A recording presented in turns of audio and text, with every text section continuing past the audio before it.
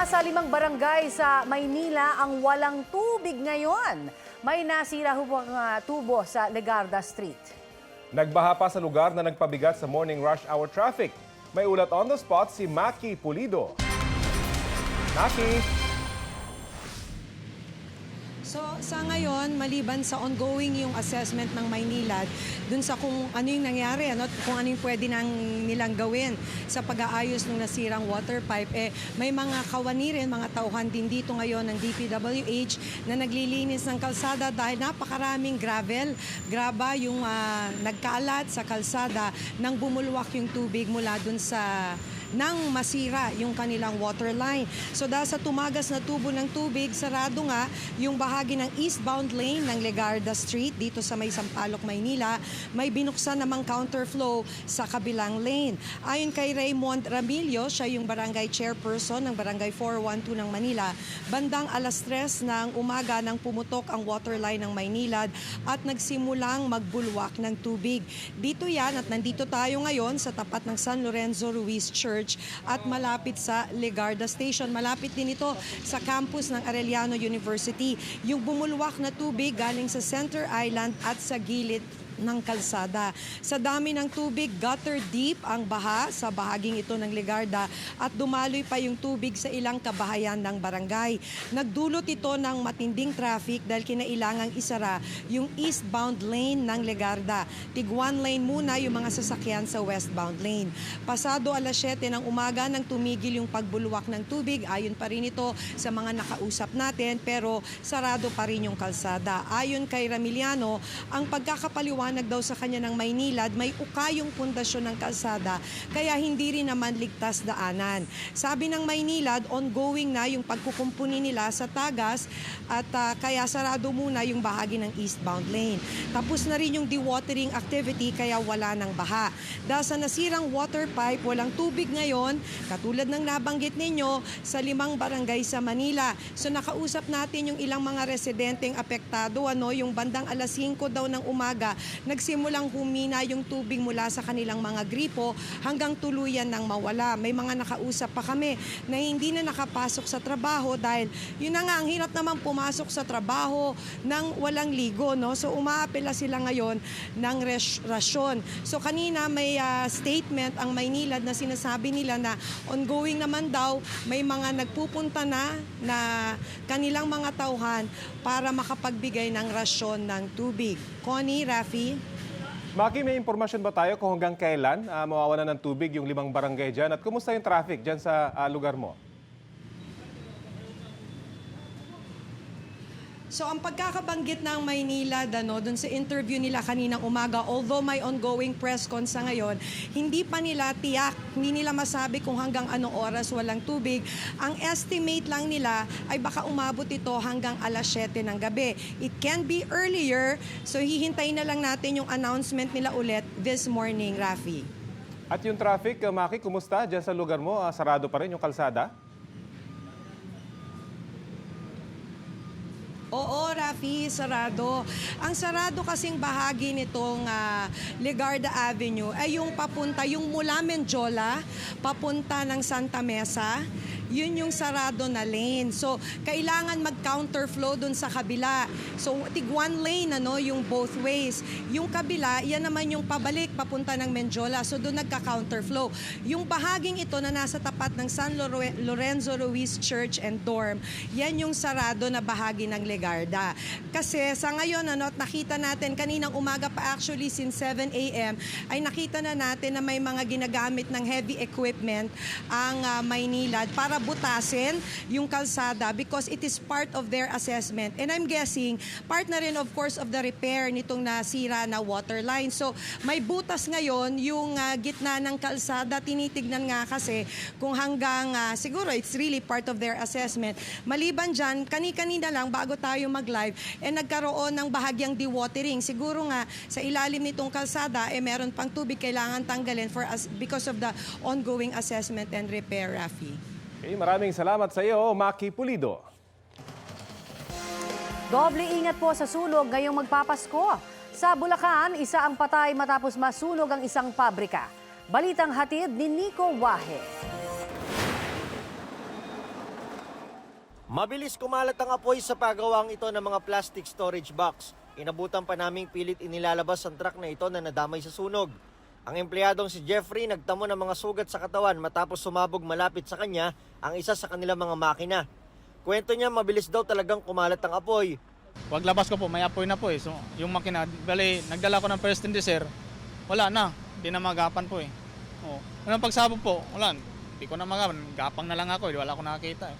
Buti na nga lang daw at nakalabas pa siya. Ang isa kasi niyang kasamahan na sekretary, na-trap sa loob. Ayon sa tiyuhin ng biktima, nakatawag pa raw ang biktima para humingi ng tulong.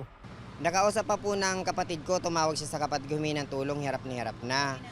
Nakausap siya, tapos nakausap din siya nung rescue team na magtakip na lang ng basa at dumapa. Sana raw ay naging mabilis ang pag-aksyon ng mga bombero. Kinumpirma naman ng BFP na patay na ang sekretary ng makita nila. Kinilala siyang si Francis Urbano. Paliwanag nila sa reklamo ng tiyuhin ng biktima kung bakit di agad nailigtas. Nung dumating po kami sa fire scene, masyado po malakas yung sunog po. Hindi po natin pwedeng i-penetrate. Hindi po natin pwede isa lang alang yung kaligtasan mga bombero natin. Sobrang laki ang sunog. Nico Wahe, nagbabalita para sa GMA Integrated News.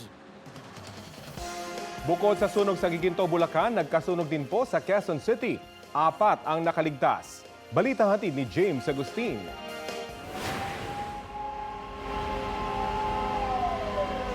Sumiklab ang malaking sunog sa isang bahay na may 2 palapa sa Mother Ignacia Avenue, Quezon City alas 11:40 kagabi.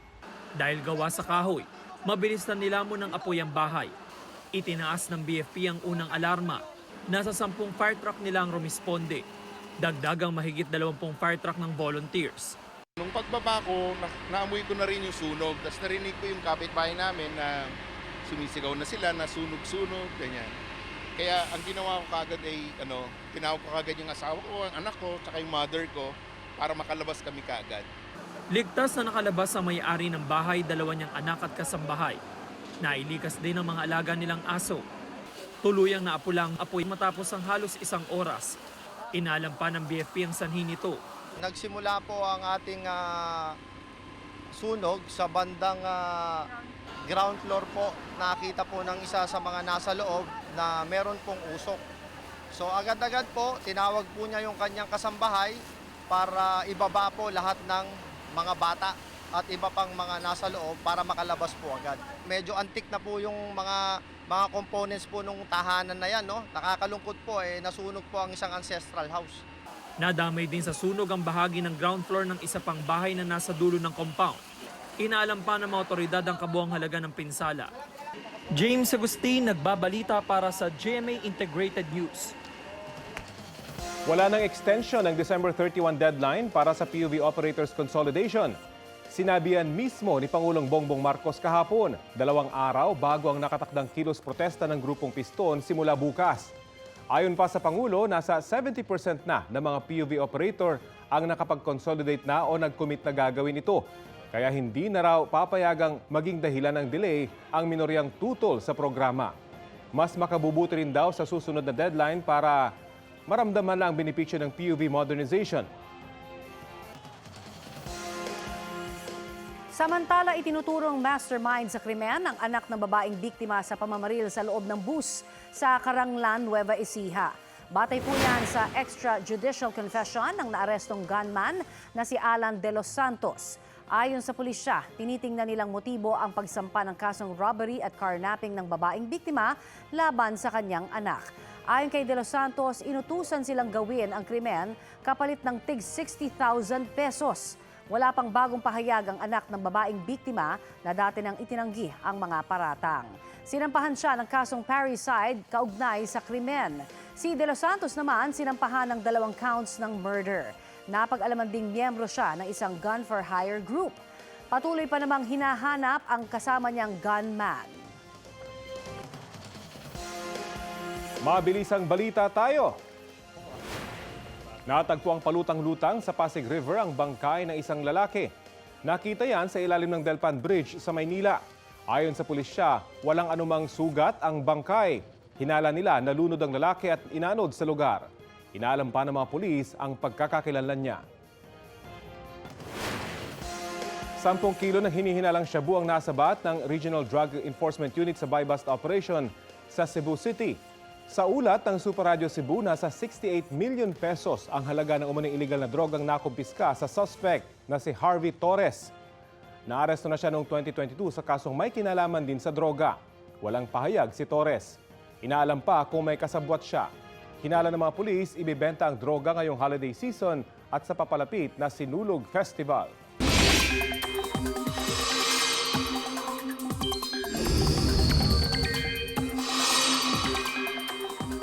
Kung ngayong Disyembre pa lamang ay naiinitan na ang marami sa atin, naku, babala po ng pag-asa. Titindi pa yan sa 2024. Enero pa lamang, 11 probinsya na po ang makakaranas ng tagtuyot dahil sa El Nino. Lalala pa raw yan hanggang umabot sa kasagsagan ng init sa katapusan ng Mayo ng 2024. Ngayong araw, muling lumalakas ang hanging amihan.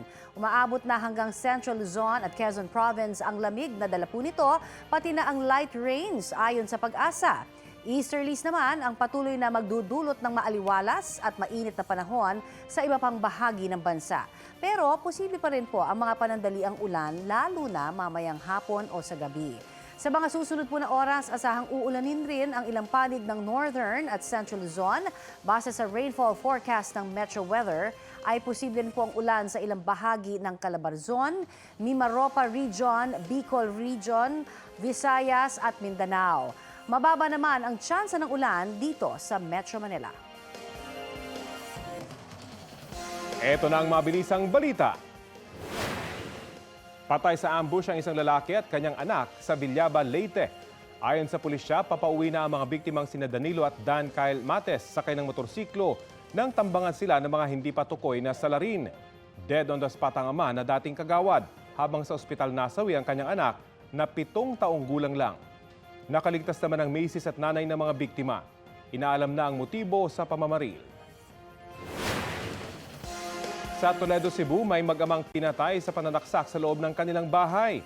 Critical naman ang isang kaibigan nila na nakitulog lang sa kanilang bahay. Inaresto ng pulisya ang suspect na si Kevin Avelis na kapitbahay ng mga biktima. Ayon sa kaanak na mag-ama, matagal nang may gusto ang suspect sa isa pang anak ng lalaking biktima. Tumutol daw ang biktima. Inihahanda na ang karampatang reklamo na isasampa kay Avelis. Wala siyang pahayag. Kanselado po muna ang Christmas party ng Lapu-Lapu City Hall sa Cebu. Gagamitin daw ang budget para ayudahan naman ang mga nasunugan doon. Sa inisyal na datos ng lungsod, aabot sa 600 bahay ang natupok sa Sitio Santa Maria, Barangay Pusok. Mahigit 1,300 pamilya ang naitala ng mga otoridad na naapektuhan ng sunog. Pansamantala po silang nananatili sa covered court.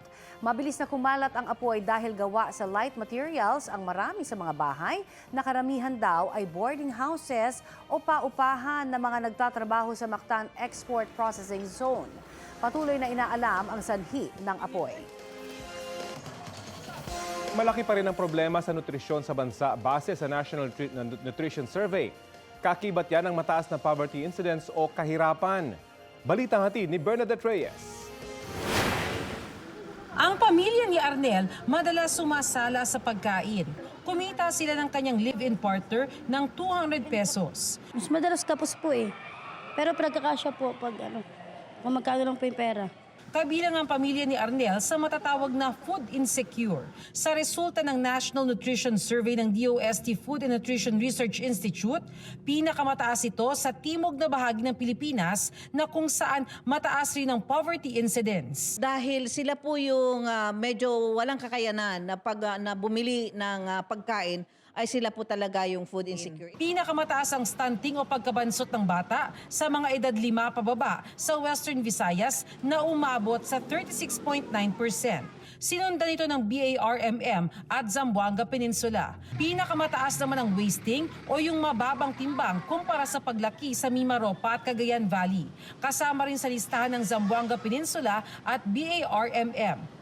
Ang stunting at wasting sa isang lugar maaaring dulot ng kaguluhan o kaya ay kung madaling makakuha ng supply ng pagkain. Nandoon lahat po yung problema po natin ng problema ng conflicts, no? Man-made And then that will put everybody actually at stake, no, to get food. And it matters much also on the production side.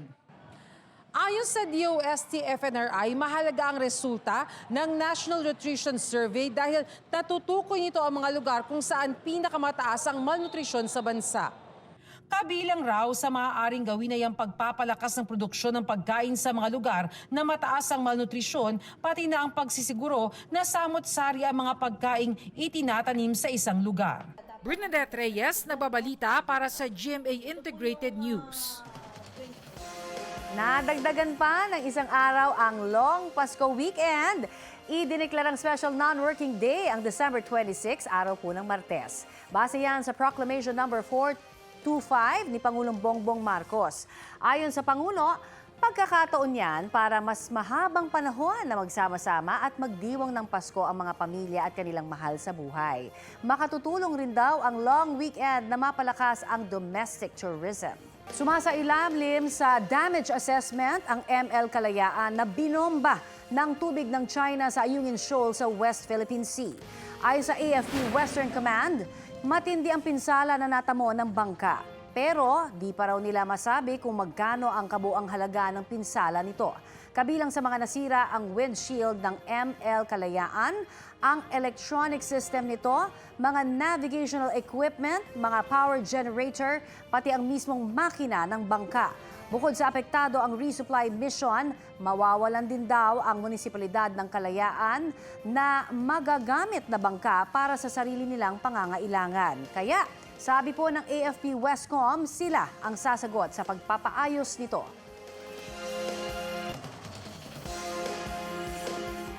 Pag-usapan natin ang mungkahi na kanselahin na ang Chinese investments at contracts ng bansa kasunod ng mga mapangahas na hakbang ng China sa West Philippine Sea. Nakasalang sa Balitang Hali si maritime law expert Professor J. Batong Bakal. Magandang umaga at welcome po sa Balitang Hali. Ay, magandang umaga po at sa inyo po na nakikinig. Magandang umaga din po. Professor, ano po yung mensaheng gustong iparating ng inyong suhestyon na kanselahin na yung Chinese investments at contracts ng Pilipinas sa China? Well, bali po yung option bali ng Pilipinas kasi nga ang nangyayari dito ay hindi nire-respeto ng China ang mga kasunduan niya, partikular na sa UN Convention on the Law of the Sea. No? At talagang nakita natin, nilalagay pa nga niya sa panganib yung ating mga tauhan. So, wala namang ginagawa sa kanila na masama, di ba? Nagpupunta lang doon sa mga lugar natin. Yung ganyang klaseng behavior, siyempre, lagi nagtatanong ang taong bayan, ano ba pwede natin gawin sa China? No? Well, isa po ito doon sa pwedeng gawin. No? Ang tawag po dyan ay countermeasures. No? Pwede po yan gawin ng isang bansa. No? Kung nakita niya na parang inaabuso siya officially ng ibang bansa. Hindi po kaya mas malaking epekto o negatibong epekto nito sa ekonomiya ng bansa kumpara sa mensahe na nais nating iparating sa China? Alam naman natin na mahilig gumanti ang China kapag may mga ganitong ginagawa ang anumang bansa laban sa kanila. Well, opo, syempre maaaring magkaroon ng epekto yan. Kaya nga kailangan din pag-aralan at i-identify kung specifically kung anong pwedeng gawin na yan. Kung magkakansela ng contract. No? Isa kasi sa naisip ko, for example, merong kontrata ang China sa atin for petroleum exploration, no? Yung service contract, no? Alam naman natin na next year susubukin uli ng Pilipinas na magpatuloy sa isa pang service contract doon sa Rintang, no? Pag pinigilan nila yon at ginamitan nila ng ganyang klaseng mga hakbang, dapat siguro hindi na natin papayagan na makikipag-deal yung sila sa atin sa issue ng petroleum exploration. So, yun, isa yun, pwede natin i-cancel na yung kontrata na yun, no? Merong mga iba pang mga activities so pwede natin silang kumbaga gantihan dahil sila itong wala sa lugar So yung at least yung ginawa natin yan, mapapakita natin na una para sa kababayan meron tayong pwedeng gawin at pangalawa kahit pa paano magkakaroon din ng problema ang China doon kasi siyempre inaasahan nila mga kontrata na yun para pagkakitaan tayo. So kung i-deny natin yun, di okay lang. Okay. Professor, matagal nyo na rin hong sinusundan itong agawan sa teritoryo ng Pilipinas at China. At kamakailan nga ako natanong din ang kaalyado po nating bansa na Amerika tungkol po dito. Pero parang marami ho ang nalamyaan no, sa kanila pong pagtugon.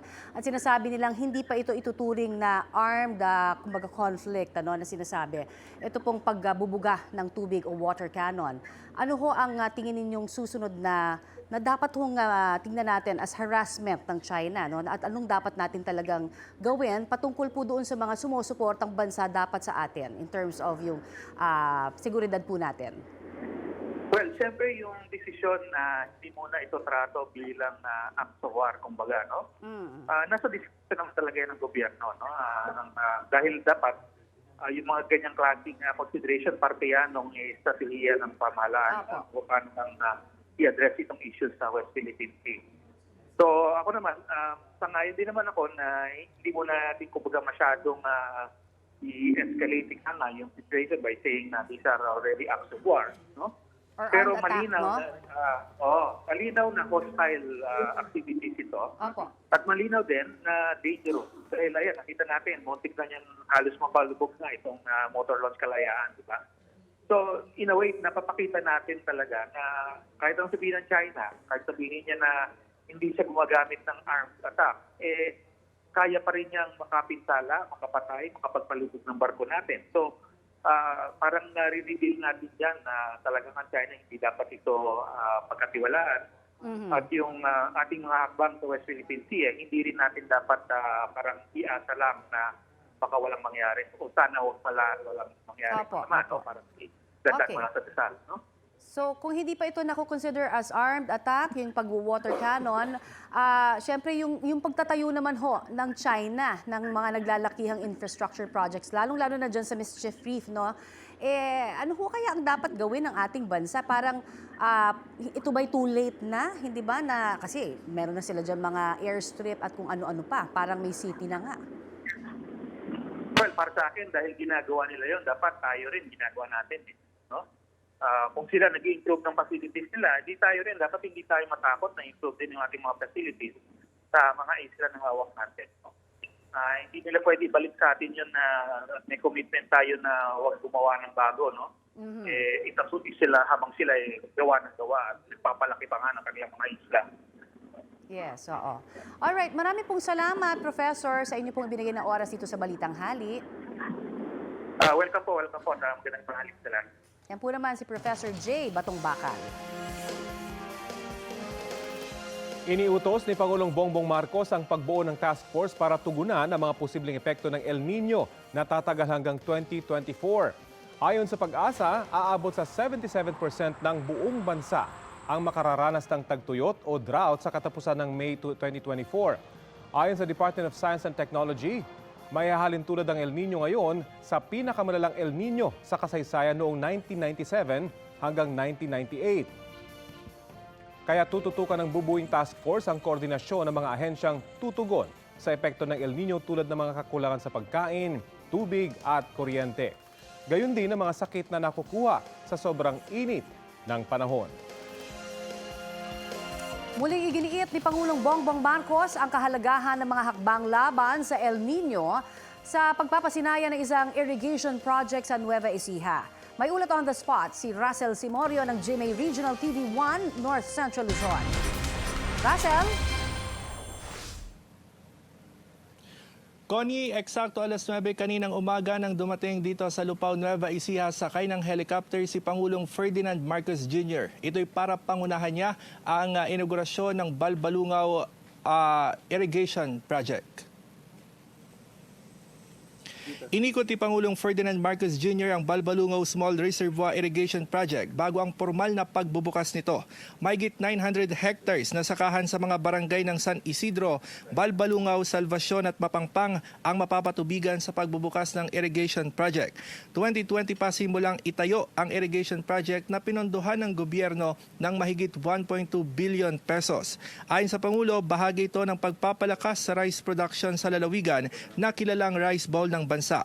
Pinamamadali na rin ng Pangulo na matapos ang ilang pasilidad na nakapaloob sa irrigation project gaya ng hydropower at watershed component. Target din ng administrasyon na madagdagan ng 275,000 hectares ang irrigated areas sa bansa para matiyak ang food security at poverty reduction. Ramdam din ni Pangulong Marcos ang unti-unting epekto ng El Nino na posibleng maranasan hanggang sa second quarter ng 2024. Kaya inatasan niya ang mga government agencies na tapusin sa loob ng 4 na buwan ang mga mitigation project para maiwasan na makaranas ng water crisis sa bansa. Kailangan din daw na mapalakas sa mga ospital na inaasahang maapektuhan ng El Nino. Dapat umanong matiyak na may sapat na kuryente. Sinabi rin ng Pangulo Connie na bago matapos ang buwan ay bubuo siya ng task force na tututok sa epekto ng El Nino dito sa bansa. At bago mag alas 10 ng umaga ay umalis na dito sa venue si Pangulong Bongbong Marcos Jr. Atin mo ng latest mula rito sa Lupao, Nueva Ecija. Balik sa iyo, Connie. Maraming salamat, Russell Simorio ng GMA Regional TV 1 North Central Luzon. Ang ilang Kapuso stars ang cover ngayon ng ilang magazines. Si Love Before Sunrise star Bea Alonso, daring sa cover ng Cosmopolitan magazine.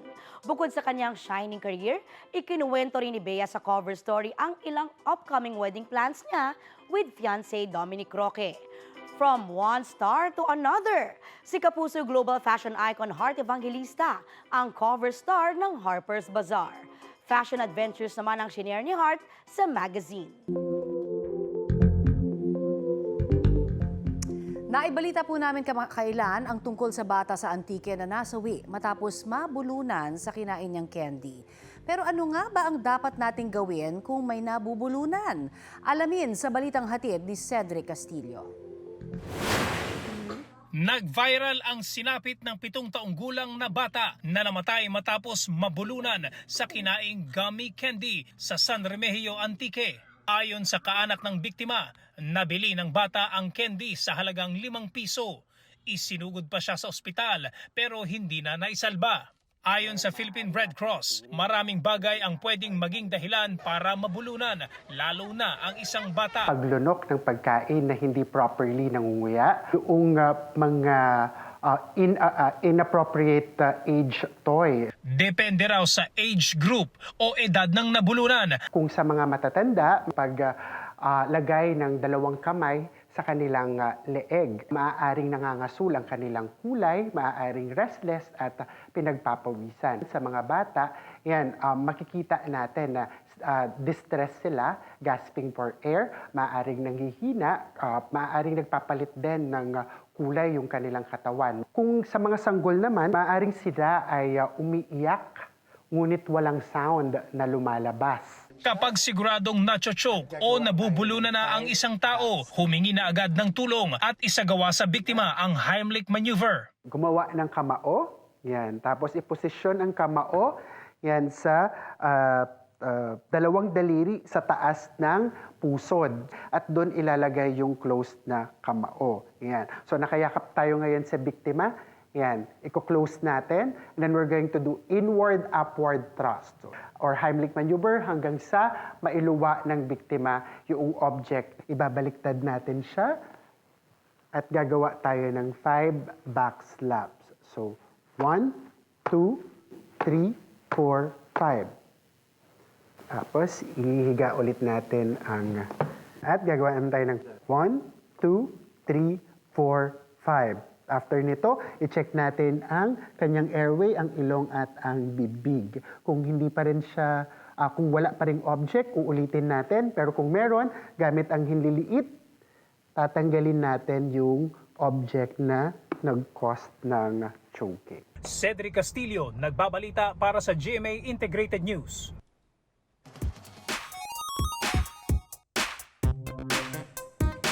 Mas pinahaba pa ang long weekend sa Pasko. Oo nga, idineklara kasi ni Pangulong Bongbong Marcos na special non-working day na ang December 26. Yes, kaya naman ito, ansabi kaya dyan ng ating mga netizens? Aba, ito, mas maganda raw. Sabi ni Al Villafuerte, mas magkakaroon daw siya ng pahinga, lalo na bilang empleyado ng gobyerno. Tapos sabi naman ni Erasto Arinuelo, mas nabigyan siya ng pagkakataon na mag-enjoy at makasama ang kanyang family. Mabuti raw na mabigyan ng oras ang pahinga pagkatapos ng kasiyahan, sabi naman ni Virgilio de Deles. Pero para naman kay Jennifer Ed, para lang sa mayaman daw ang long holiday. Hindi na rin nila kailangan ng mahabang bakasyon. Ayan, mga kapuso, makisali po sa aming online talakayan sa iba't ibang issue. At kung may mga nais po naman kayong maibalita sa inyong lugar, mag-PM sa Facebook page ng Balitang Hali.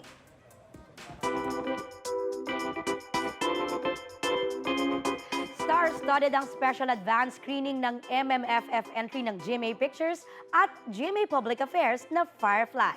Narito ang latest, mga mare. Ramdam ang mythical at road trip adventure feel sa advance screening ng Firefly.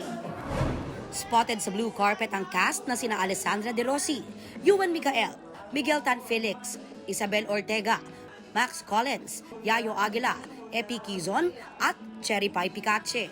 Siyempre, pati ang man behind the camera sa Firefly, Direk Zig Dulay. In attendance din ang ilang Sparkle stars, kasama sina Kapuso Primetime Princess Barbie Forteza, 2023 Miss Universe Philippines Michelle D, Voltes 5 Legacy stars Radson Flores, Rafael Landicho at Matt Lozano, pati si Direk Mark Reyes na full support sa Isagel. Naroon din si National Artist for Film and Broadcast Arts Ricky Lee. Dumalo rin sa screening sina Senior Vice President GMA Pictures and First Vice President GMA Public Affairs Nessa Valdelion, First Vice President GMA International and Head of Operations Joseph Francia, Sparkle Vice President Joy Marcelo at GMA Public Affairs Vice President Arlene Carnay. Present din sa advanced movie screening si former SVP for GMA News and Public Affairs Marisa Flores. Mga mare, nanood at nakachikahan ko rin ang multi-awarded broadcast journalist na sina Atong Araulio, Cara David at Jessica Soho. Ang simple ng storya pero ang powerful at napakaganda ng storytelling. Grabe, siguro mga 7 beses akong umiyak. Sobrang ganda ng pelikula. You feel like you're watching a documentary kasi pakiramdam ko may nakilala na akong ganong klaseng tao. Sa Firefly, matututunan daw natin kung paano tayo pinapatapang ng pagmamahal. Mapapanood na yan sa mga sinihan simula December 25. Speaking of tapang at love, may revelation sa Fast Talk with Boy Abunda sina Miguel at Isabel tungkol sa kanilang relationship status. Pero exclusive. Yes, exclusive. Hindi pwede manligaw, hindi pwedeng magpaligaw. Ako personally, hindi po naniligaw. Even if Isabel doesn't say it, kahit hindi ka required. Isabel, ikaw? Sa ngayon, di rin po ako nagpapaligaw. So you're exclusively together. Okay, that's good enough. Jam and Notalio, kung kayo nanonood, yan ang ating kasal. Naantig po ang mga dumalo sa isang kasal sa Baliwag, Bulacan. Isang bata kasi ang naging proxy ng kanyang nanay sa bride squad. Siya po si Kenzo, kasama dapat ang kanyang nanay na si Maika Bautista Orozco sa team bride sa kasal ni Patricia Cruz. Sina Maika at Patricia mag-BFF kasi o mag-best friends forever. Pero sa hindi ho inaasahang pangyayari ay hindi ho nakaabot si Maika sa kasal dahil sa cancer. Present pa rin naman siya sa kasal dahil naging proxy ang kanyang anak. Maraming naantig at naiyak sa ginawang yan ni Kenzo. May mahigit 1 milyong views at mahigit 100,000 likes na yan sa TikTok. Magtatalaga ang Philippine Coast Guard ng tauhan sa bawat bangka sa Pasig River Ferry Service. Bukod po sa magiging mas ligtas, mas mapapabilis daw niyan ang biyahe. Ayon sa pamunuan ng Pasig River Ferry, kung may mga kasama kasing tauhan ng PCG sa bangka, hindi na kailangan ng passenger check sa Pureza at Arocero Station na tumatagal ng 5 hanggang 10 minuto. Ayon naman sa PCG, bukod sa kaligtasan, paniniguro nila ito sa maayos na takbo ng operasyon ng Pasig River Ferry. Makalipas ang 1 linggong pagkakadetain sa kamera, pinalaya na sina SMNI host Lorraine Badoy at ka Eric Celis. Ayon sa House Committee on Legislative Franchises, pinalaya nila sina Badoy at Celis para sa humanitarian reasons lalo na't magpapasko. Noong December 5, ipinasight in contempt si Badoy dahil sa umano'y pagsisinungaling tungkol sa hatian sa kita at pagiging producer niya sa SMNI. habang si Celis ay na-cite in contempt dahil sa umunoy maling ulat niya tungkol sa 1.8 billion peso travel fund ni House Speaker Martin Romualdez. Tuloy-tuloy pa rin ang pagdinig ng komite kaugnay sa umunoy paglabag ng SMNI sa prangkisa nila. Kung kinakailangan, ipatatawag ulit sina Badoy at Celis kahit nakalaya na sila. Samantala, nirefer na rin sa komite ang panukalang batas para bawiin ang prangkisa ng SMNI. Gate ng SMNI legal team, handa silang depensahan ang kanilang prangkisa.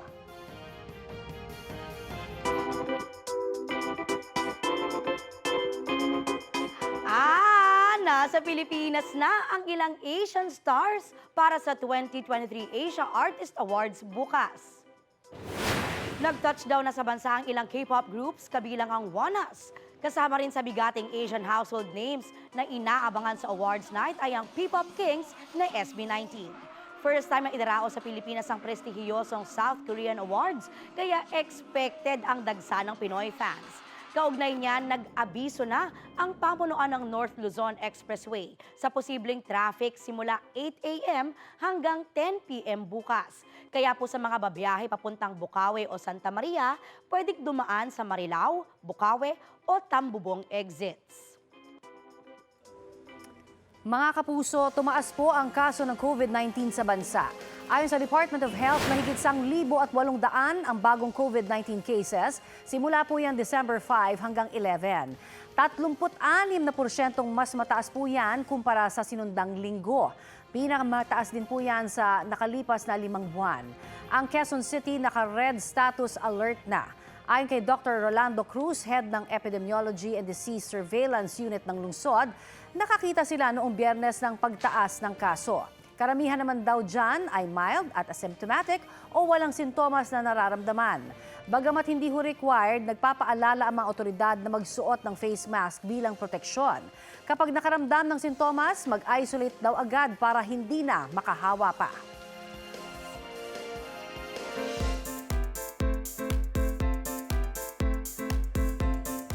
May advance Christmas gift ang isang seaman sa kanyang girlfriend. Bukod sa kanyang surprise na pagdating sa bansa, may dala pa siyang nakakakilig na regalo. Ang seaman na si Mark Magnaye, sinurpresa ng wedding proposal ang kanyang girlfriend na si Wenzel Odonio. Kwento po ni Wenzel, susunduin lang sana niya ang kanyang kasintaan sa airport. Pero nakipagkita muna siya sa dating manager niyang si Annabel Rojas. Pagdating po sa LRT-1, Bambang Station, abay yun, laking gulat niya nang makita si Mark na may bit-bit ng bouquet. Pero hindi pa rin nagtatapos ang kilig dahil si Mark tinanong na ang big question at lumuhod sabay labas ng singsing. Syempre napaya si Wenzel. Ang video na yan may 2.3 million views at mahigit 133,000 likes na sa TikTok. Naku, trending. Syempre naman, di ba? Basta pag-ibig ang pinag-usapan. Di Tsaka, ba? ang galing, no? Sa LRT talaga. Ay, di Basta ba? wedding proposal, trending Naka-witness na ba kayo? Sa LRT? Hindi lang sa LRT, kahit saan, nang nag-wedding proposal. Ako sa beach. Mismo. Naka-witness na ako sa beach dati. Kahit saan pa man nakakakilig, ano? Kahit hindi ikaw yung pinaproposan. Correct. Ayan. At Siyempre saka, pag-ibig, sabi mo nga, di ba? Oo, Basta pag-ibig ang pinag-uusapan, kahit tamis-tamis. nakakakilig talaga. Oo. ang mas maganda sana rin, yung pag-ibig na yan, maalala nila, di ba? Hanggang sa pagpapatuloy nila ng marriage nila. Di ba? Kaya sila ikakasal sa LRT din. Ay, pwede. Magandang suggestion. Ipagpatuloy ang kilig. Sa train habang umaandar. Dapat ang pamunuan ng LRT may libreng sakay na sila. Parang sa mga eroplano, di ba? Sa wedding day, lahat ng guests yan. sumakay na libre. Libreng sakay. Ito po ang Balitang Hali at bahagi po kami ng mas malaking misyon. Ako po si Connie Season. Rafi Tima po. Kasama nyo rin po ako, Aubrey Carampel. At syempre para sa mas malawak na paglilingkod po sa bayan, Mula sa GMA Integrated News, ang News Authority ng Filipino. mga kapuso, para sa mga maiinit na balita, mag-subscribe sa GMA Integrated News sa YouTube. Sa mga kapuso abroad, subaybayan niyo po kami sa GMA Pinoy TV at sa www.gmanews.tv.